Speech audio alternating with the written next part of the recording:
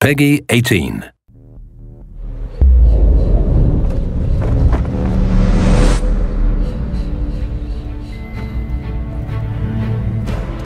This time around, we have a seamless world, all right?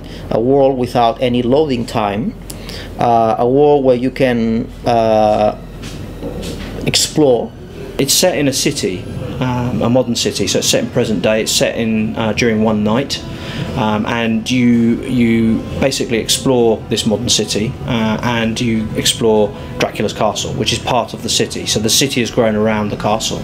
We have a free camera, which gives you the ability to look around and see if you missed anything.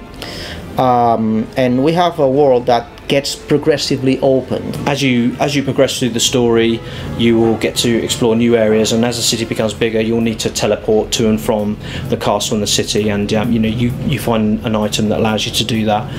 And at the end, the whole world becomes connected. This is a modern city that we haven't seen before in a video game, so we're not going to drop Dracula in the middle of Times Square and sort of have him fumble around in New York or anything like that. This is a city very much that fits the Castlevania universe. Gothic design. It's very much like a regular European city like Madrid or even Cologne, where you have kind of old and new together. I think people is going to be both pleased and surprised about our take on how a modern Castlevania city would look like. And that was key in the design choices that we made for the city, that it felt like a Castlevania game.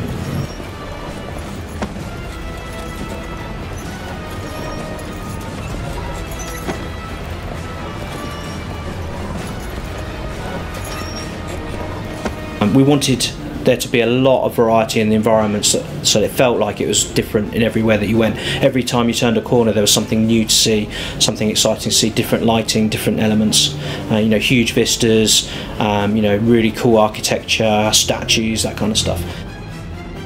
We are in Spain, in an area called Castile, which is basically castle area, and there are a lot of castles here that we were able to take inspiration from. And of course, Hungary and Eastern Europe and that kind of architecture has very much played into this as well. Transylvania, Wallachia, those kind of areas that are referenced in the game. Many of the design choices that we took are taken directly from real buildings and real architecture. We loved New York buildings, neoclassic buildings, and we thought that they were very, very suited for a Castlevania city. I think one of the cool things about Castlevania in general, and certainly about Lords of Shadow, was having the enemies and the variety of enemies that you had. So I think there's lots of very unique boss battles in the game.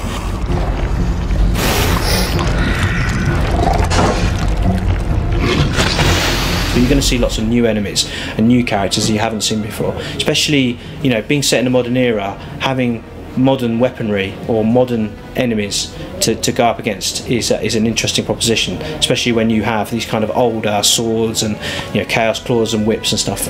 Fighting modern weaponry is something I think that's going to be really exciting. Satan coming back to Earth is a real danger, and is something that's a threat that's there throughout the whole game. And I have to say that Satan this time around, he knows that he's facing a very powerful foe. So he's ready. When he comes back, he's ready. And it's a very different Satan to the one that we saw at the end of Lords of Shadow 1. Not just in design terms, but in terms of character, in terms of how he's evolved as a character and his motivations and the things that he wants to achieve in coming back to take over the world. So what's really cool is the confrontation between Dracula and Satan is very, very powerful. And I think it's going to really satisfy players to see the changes that we've made to Satan as a character. The fury! Your hate